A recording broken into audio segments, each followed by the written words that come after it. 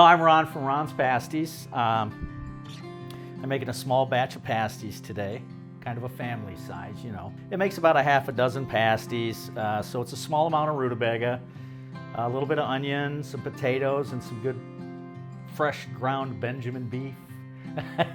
But anyway, you got to cut the rutabagas thin when you do this, or else they won't cook all the way through. A little hint is to hit them at the microwave for about 3-4 minutes. I eyeball everything. You want to have about as many rutabaga. It's kind of a 3-to-1 ratio with potatoes. So if you got potatoes, like let's say I'm only going to do 3 potatoes here. So they're probably about 1.5 pounds of potatoes. So I'll only do like 8-10 ounces of rutabaga and about the same amount of onion. So that's how I'll make it. So we're putting the rutabaga in the bowl. It's a big mixing bowl. I know you guys probably don't have one that big. You can use something else like a dish thing or something.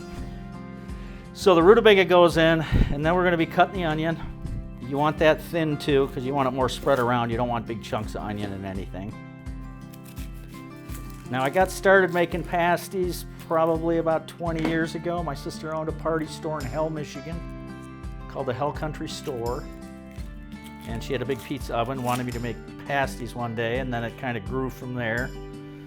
And just off and on, I've been making pasties. I'm basically making pasties 7 days a week. I made some before I came here for this today, for the Howell Farmers Market. Okay, so a little bit of onion, about the same amount of onion as rutabaga, like I said. All right, so I gotta cut the potatoes real quick. Same as a rutabaga, cut them thin.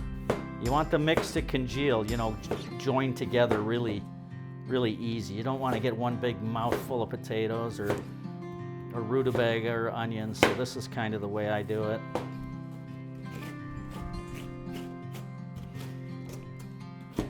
Like I said, we're doing 3 potatoes. They're kind of medium sized, so this is just a small batch. Now I would say, if you're gonna do this at home, time-wise, energy-wise, it's probably, you know, if you don't have a convection oven, cook time's gonna be about an hour, maybe a little bit more. If you have a convection oven, it's more like 45 minutes. So the prep work, if you haven't done it, isn't that bad, really. I do have a special spice mix I put in there. I'm not allowed to tell you. You'll have to come to Choice Farm Market and get that and try it out for yourself and maybe guess at it. So that's basically your mix. It's real easy. All I got is rutabaga, onion, and potatoes in there. Okay. First thing we want to add is salt. I usually use about maybe 1 palm full of salt, roughly. If you want more, you can throw it in. Pepper, I'll add a small amount. And then what I'll do is I'll mix it, and I can kind of tell the density of it if it needs more or not. Which is kind of, you know, half you know what, but that's how I do it. Okay, so give that a good mix, and then I got to put in my other ingredients, the secret stuff. It's going in. All right, little mix. With a mix like this, you're probably looking at just about 1 pound, 1.5 pounds of beef. So when you work if you take a ball like that, okay, it's almost like between a softball and a hard ball, baseball wise. That's about 1 pound right there. So I'm gonna put 2 pounds in there, which I think would be good. Okay, now you can always, after you mix, you can always tell if you got enough in there. You'll know if you don't, you know. So this, it kind of feels a little light already.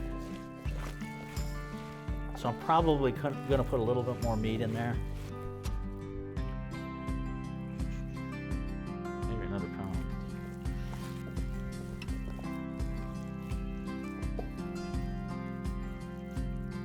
If you can hold it like that and it doesn't fall apart, that probably tells you got enough meat in there. Okay, so I think we're good on the meat side. So this is the mix. This is what it's gonna look like, the finished product. This is what we check out before we do the dough. So all you're gonna do is you're gonna throw that to the side. Don't worry about it. Let it kind of marinate, because after you make the dough, you'll give it one more mix, okay? So we're gonna put it off to the side. We're gonna do a little cleanup, and then I'll show you how to do the dough. All right, this is it. It's the dough. I use lard in the dough with just regular flour and water. That's basically all you need for dough. But you can't work the dough too much. If you work it too much, it gets hard to roll out. Okay? If your crust is too firm, that means you didn't add enough water or lard to it. So I was kind of just guessing on this because I made a small batch and it's a little sticky and a little soft, so I'm going to add a little bit more flour to it. That's usually a good remedy. A little flour goes a long way. So just add like a handful in there. As soon as it stops sticking to your gloves or your hands, you'll know it's ready after that. This is about ready. It's that quick. And there's your dough. Like I said, it's kind of an easy process. I don't know why. A lot of people get intimidated by making dough. I don't know why, but that's just the way it is. So we'll set it there. And I'll roll out a few pasties just to show you how I do it. So just throw some flour on the table. About like that, like a little hockey puck. You want to pre-form it. So many people just throw a chunk of dough down, and then when they roll it out, they wonder why it doesn't look good. It's not that hard, though. So that's basically how you do it. Here's what it looks like when it's done. It ain't pretty, it's just a sheet of dough. But I give a 1 heaping scoop per. Okay, just like that. Fold it over, kind of beat it down a little bit, and then just roll it up. It's pretty easy. Now what really makes this hard is when you got to find where to position on the dough itself. And give it a little slap there, and there's a pasty. Okay, that's what they look like. They're almost a pound when all's said and done. So I'm rolling it out again. This will be the second one. Make sure it's big enough. Okay, you have enough dough to work with, and you can just get rid of the excess at the end. Like I said, 1 heaping scoop. I actually had to get it online, that scoop, and they do eventually wear out and break on you, the spring inside, so always remember where you get it. Cut, take the excess off, use your thumb to beat it down, and that's what it looks like. All right, well, I'm gonna do a few more of these. I'm gonna throw them in the oven, and I'll check back with you when they come out.